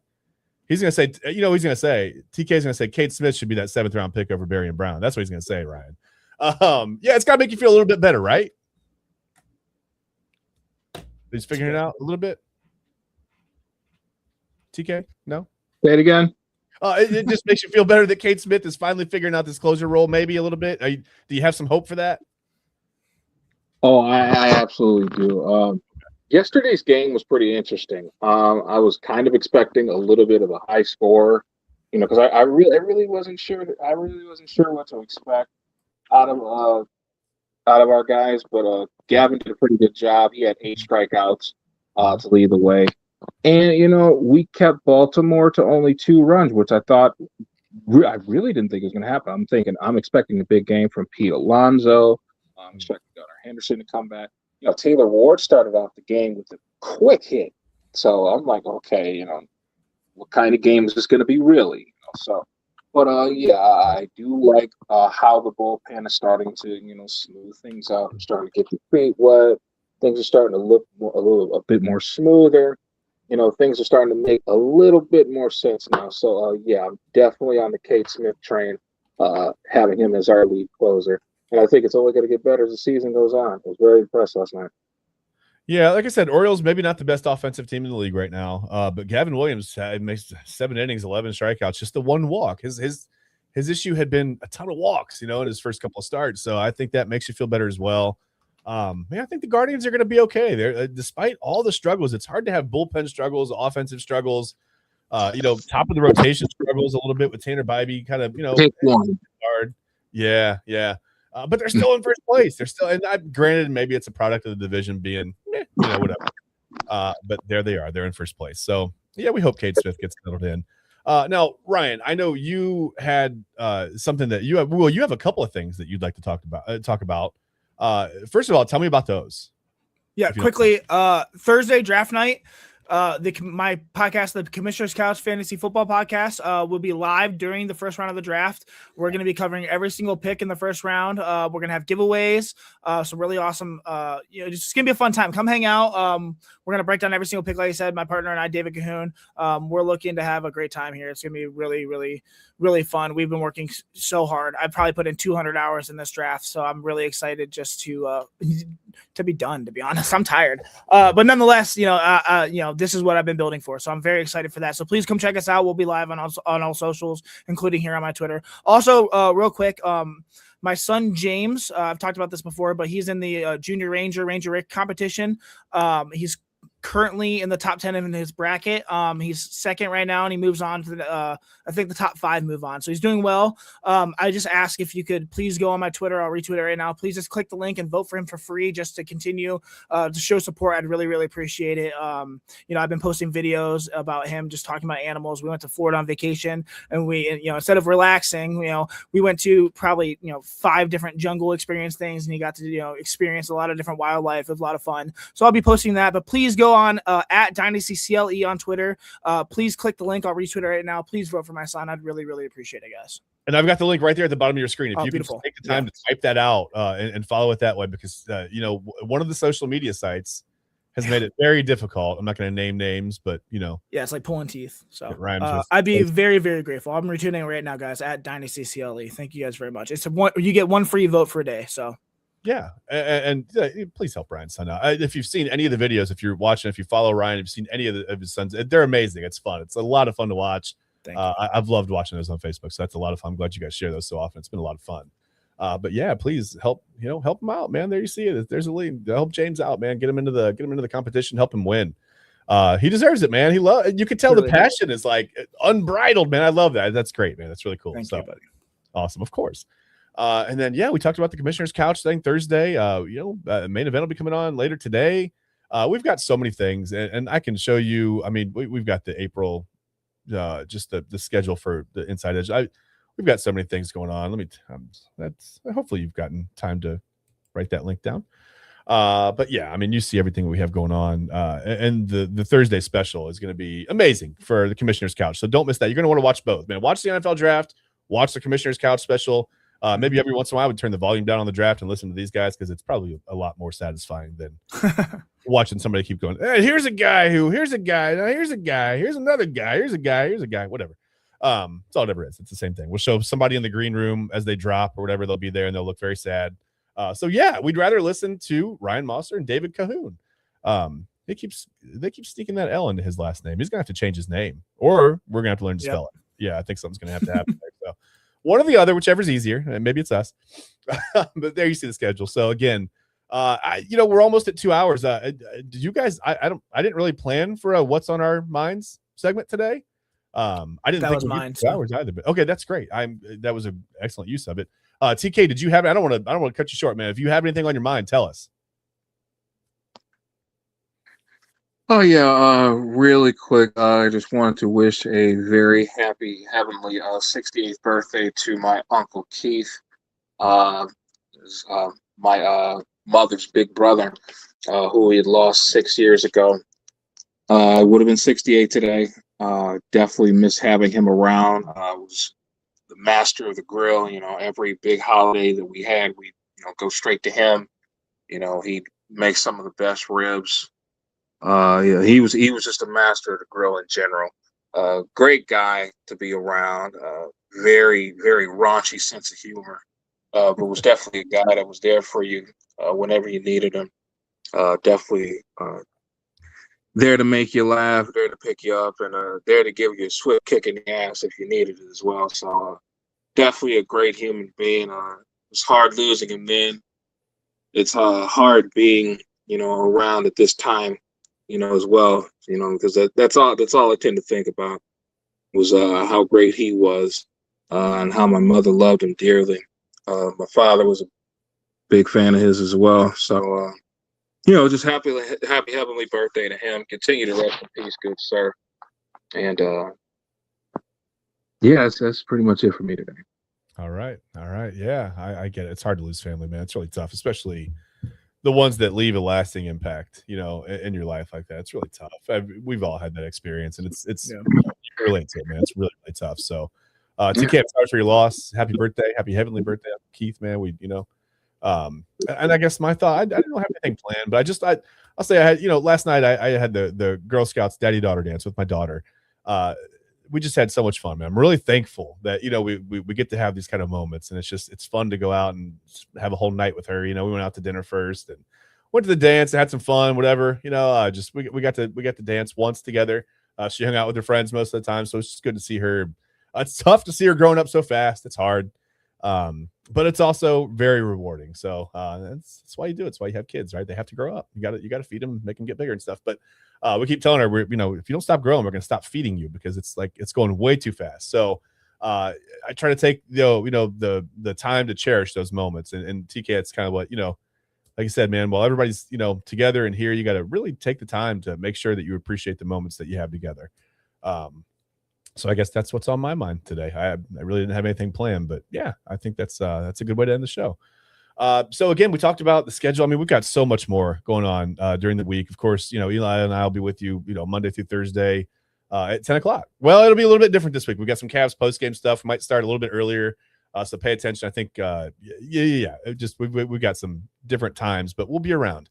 So the best thing that you can do then, obviously, is to make sure that you follow us on all social media, right? You can follow us at Inside Edge Net to make sure that you're always aware of when we go live. You don't want to miss it.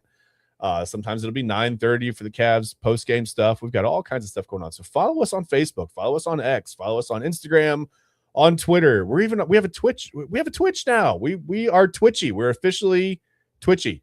We're obviously on YouTube. You're watching us on YouTube or Twitter right now, or X, that.